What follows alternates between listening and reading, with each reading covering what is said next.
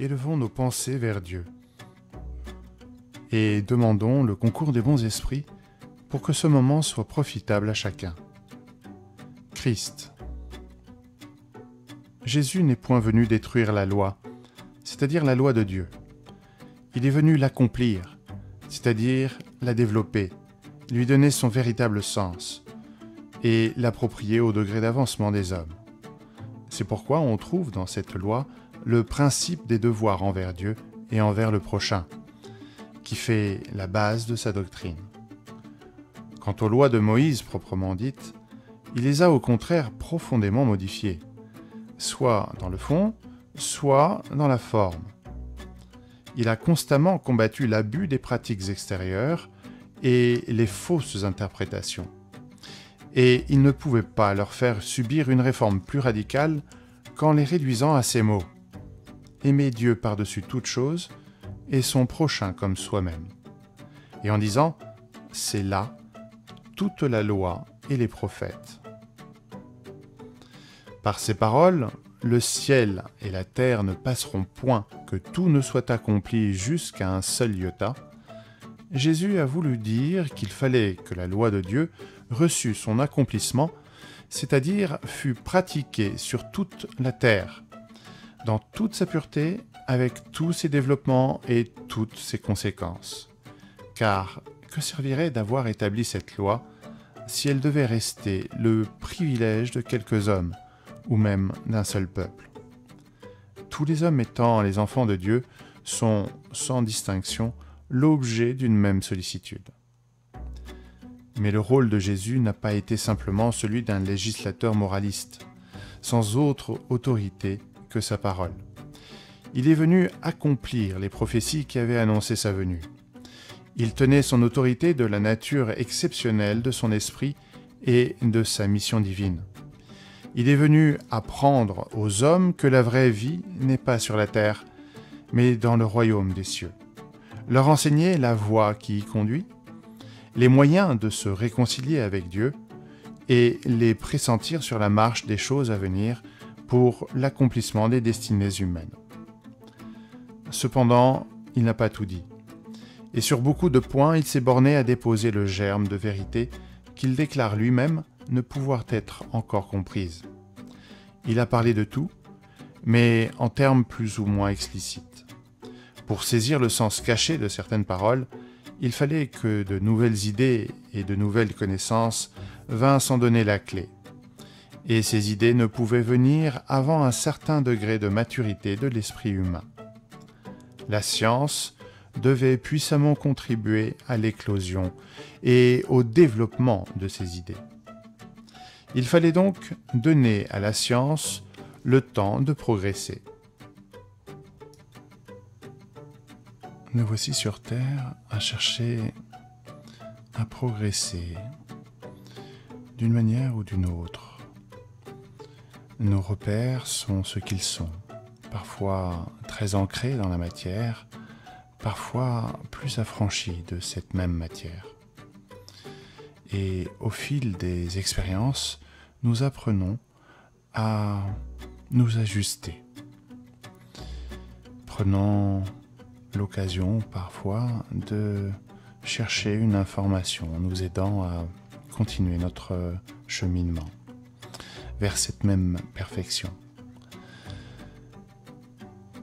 Nous sommes très souvent mis sur le chemin de cette amélioration par certaines lectures, certaines discussions, par telle et telle bribe de conversation ici ou là, par certaines instructions qui nous sont données lorsque nous prenons le temps de chercher. Jésus est celui qui nous a amené le plus haut des enseignements. Il est venu réajuster certaines lois qui, jusqu'alors, avaient préparé l'humanité à sa venue. Il a pu non seulement enseigner par la parole, mais surtout par l'exemple, en pratiquant ce même enseignement qu'il donnait. Et c'est en cela que Jésus est exceptionnel, parce qu'il a incarné la perfection. Dans le livre des Esprits, on nous révèle que Jésus est le modèle de l'homme le plus parfait que la terre a pu porter.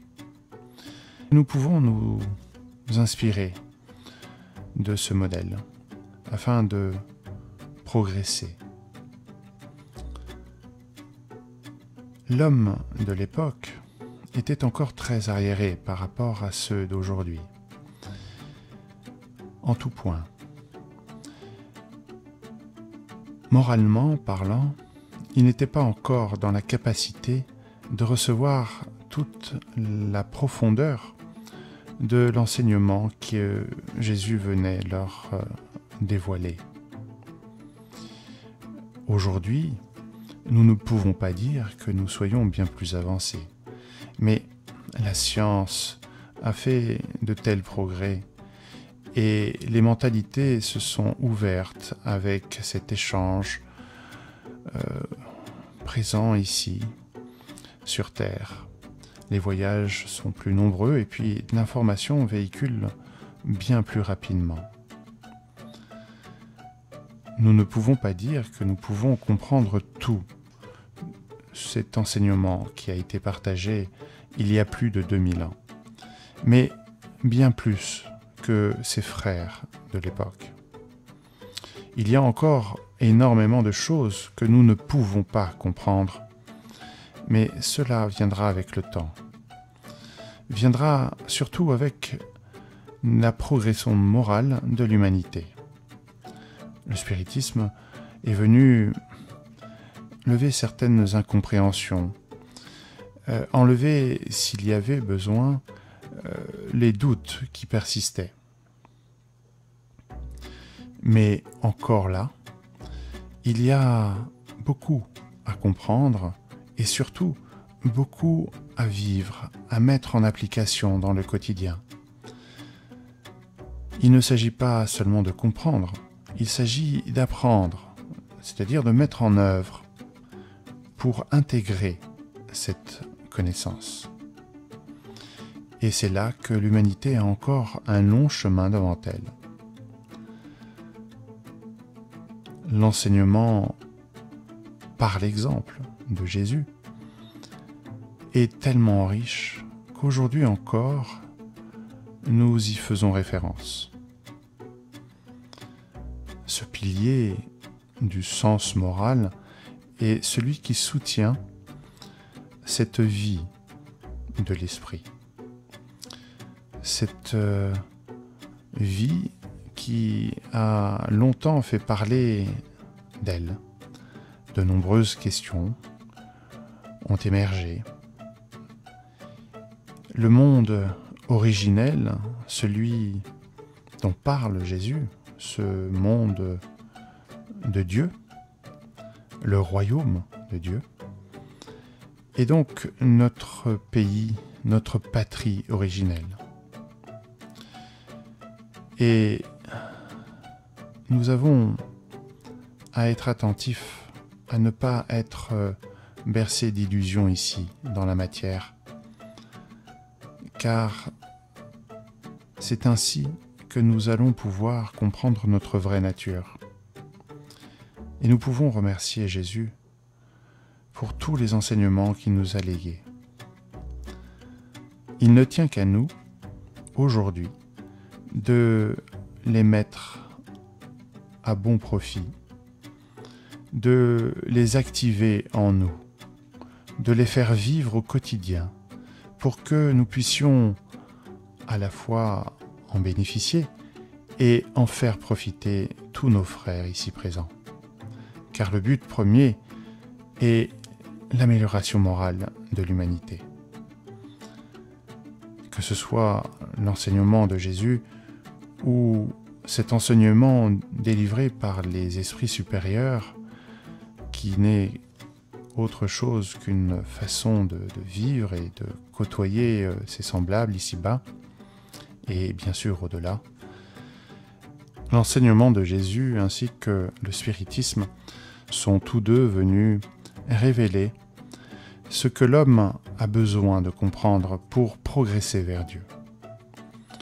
À nous aujourd'hui de mettre en œuvre au quotidien ces pratiques, non pas les pratiques extérieures, mais bel et bien cette réforme intime. Modifier nos vieilles habitudes, laisser ces vieilles pratiques usées afin d'adopter un nouveau comportement, une nouvelle perception de la vie, de nouvelles habitudes, de nouvelles attitudes. L'homme est doté du sens moral, ce qui le différencie de son frère mineur, l'animal. Et en cela, il peut connaître Dieu. Et Jésus est venu en fait révéler cette possibilité. Nous pouvons être heureux.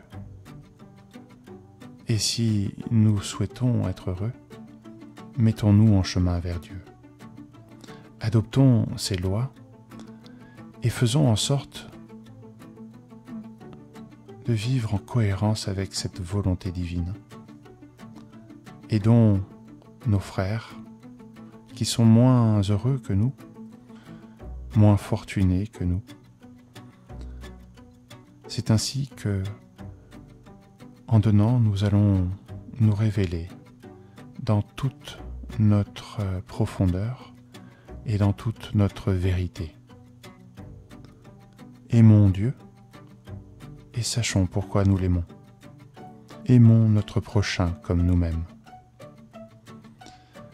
Voilà une ligne de conduite qui permettra à l'humanité tout entière de révéler toute sa dimension spirituelle. Méditons sur ce présent qui nous a été donné il y a plus de 2000 ans par notre grand frère Jésus. Et cherchons à le vivre pleinement, afin d'un jour être intégralement heureux. Que la paix soit en chacun de nous. Ainsi soit-il.